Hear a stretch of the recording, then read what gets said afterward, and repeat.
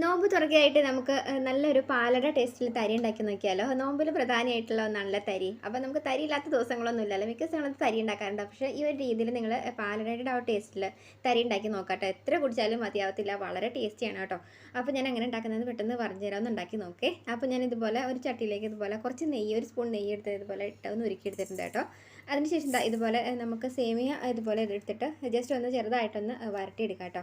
ഒരു ചെറിയ രീതിയിലൊരു ബ്രൗണിഷ് കളറായിട്ട് എടുക്കുക. അപ്പോൾ ആ ഒരു രീതിയിൽ നമ്മൾ ബ്രൗണിഷ് കളറാക്കി എടുക്കുകയാണെങ്കിൽ നമ്മുടെ സേമിയ ഒട്ടും തന്നെ അലത്ത് പോവാതെ നല്ല നമുക്കത് കോരി എടുക്കുമ്പോൾ കിട്ടാവുന്ന രീതിയിൽ തന്നെ ബ്രൗണിഷായിട്ട് എടുക്കും കേട്ടോ. കൂട്ടത്തിൽ നമുക്കത് ഇതുപോലെ ഒരു ഒരു അര ഗ്ലാസ് റവ ഇട്ട് കൊടുക്കുക. ആ റവയും കൂടി നമ്മൾ സേമിയയും കൂടിയിട്ട് ഇതുപോലെ ചെറിയ രീതിയിൽ ഒരു ബ്രൗണിഷ് ആയിട്ട് രീതിയിൽ ഒന്ന് വറുത്ത് കൊടുക്കുക കേട്ടോ.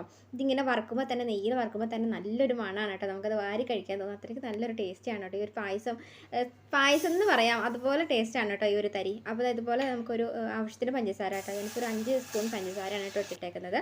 പഞ്ചസാര വേണമെങ്കിൽ നിങ്ങൾക്കത് വീണ്ടും ഇട്ട് കൊടുക്കാം കേട്ടോ. നമുക്കത് എങ്ങനെ എന്തോരം ആവശ്യത്തിനനുസരിച്ച് പഞ്ചസാര ഇട്ട് കൊടുക്കാം.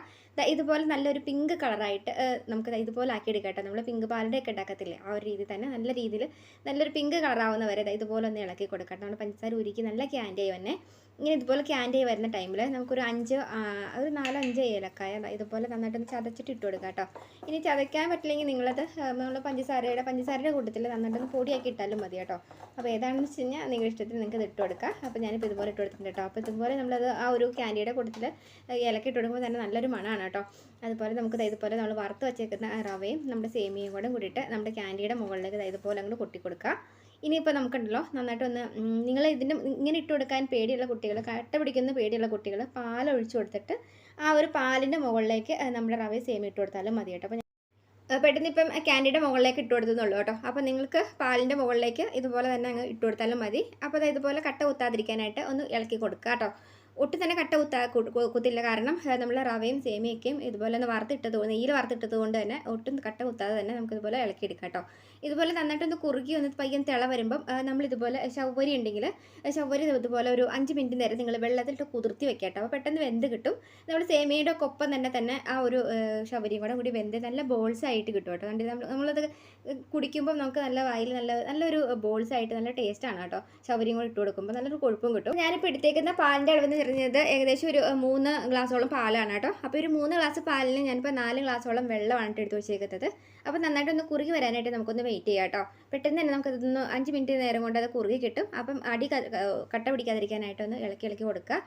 പിന്നെ നമുക്ക് ഇതിനകത്തേക്ക് ആവശ്യത്തിന് പഞ്ചസാര ഇട്ട് കൊടുക്കാം കേട്ടോ.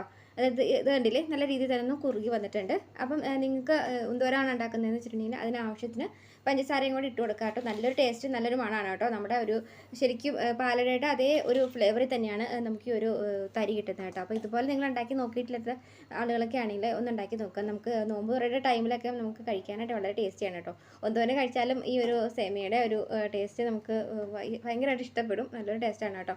അപ്പോൾ നമുക്ക് ഇതുപോലെ ഒന്ന് താളിക്കാനായിട്ടുള്ള എൻ്റെ പണി നോക്കാം. അപ്പോൾ താളിക്കാനായിട്ട് ചില ആളുകൾ ഉള്ളിയൊക്കെ അരിഞ്ഞ് താളിക്കുന്ന ആളുകളുണ്ട്. അപ്പം ഉള്ളി അരിഞ്ഞ് താളിക്കുന്ന ഇഷ്ടമില്ലാത്ത ആളുകളുണ്ടാവുമല്ലോ. അപ്പം എനിക്കിഷ്ടമല്ല കേട്ടോ. അപ്പോൾ ഞാൻ ഇതുപോലെ കുറച്ച് നെയ്യ് എടുത്ത് വെച്ചിട്ട് നമുക്ക് ഇതുപോലെ കുറച്ച് നമ്മൾ ക്യാഷ് നട്ട്സ് ഉണ്ടെങ്കിൽ ഇതുപോലെ ഒന്ന് പൊടിച്ചിട്ട് കൊടുക്കാം കേട്ടോ.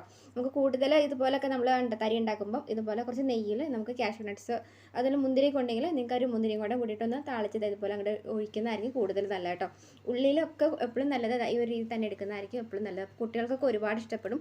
അവർക്ക് വളരെ ഹെൽത്തി ആയിട്ടുള്ള നല്ലൊരു തരി കൂടിയാണ് കേട്ടോ. അപ്പം എല്ലാവരും ഈ ഒരു രീതിയിൽ ഉണ്ടാക്കി നോക്കാത്തവരാണെങ്കിൽ ഒന്ന് ഈ രീതിയിൽ ഒന്ന് ഉണ്ടാക്കി നോക്കിക്കോട്ടെ. അപ്പോൾ വീഡിയോ ഇഷ്ടപ്പെട്ടിട്ടുണ്ടെങ്കിൽ ഒന്ന് ഷെയർ ചെയ്യാൻ മറക്കരുത്. അപ്പോൾ നല്ലൊരു വീഡിയോ വീണ്ടും കാണാം കേട്ടോ. പിന്നെ ഫോളോ ചെയ്ത ഫ്രണ്ട്സിനെങ്കിൽ ഒന്ന് ഫോളോ കൂടി ചെയ്ത് വയ്ക്കാൻ മറക്കല്ല കേട്ടോ.